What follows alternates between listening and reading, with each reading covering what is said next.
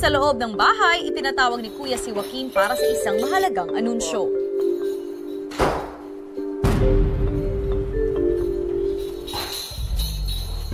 Joaquin?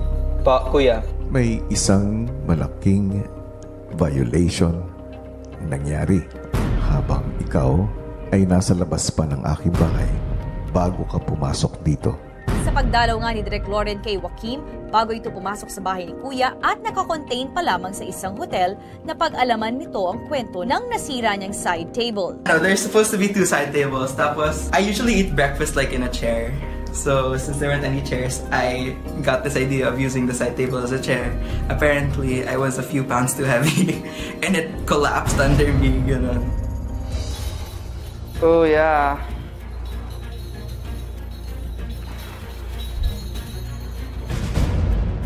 Ito ay inupuan mo kahit alam mo naman na ito ay isang table. Dahil dyan, Joaquin, isang parusa ang ipapataw ko sa'yo. Sa gitna ng pag-uusap nila ni Kuya,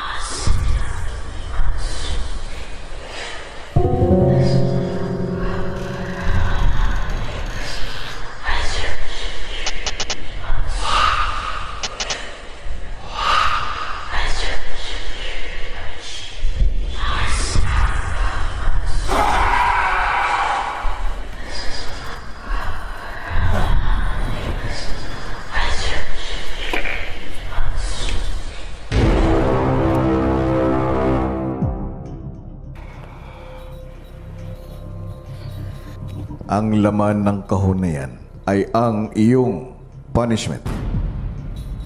Yes po. Buksan mo.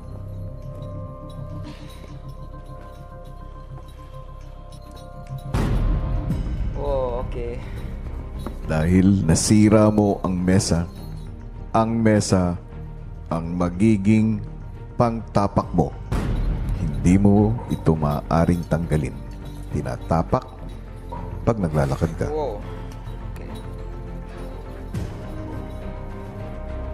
Tandaan mo, Joaquin, kasama sa task mo, pati yung tapakan mo, hindi dapat gumagawa ng tunog. Yes po, Kuya.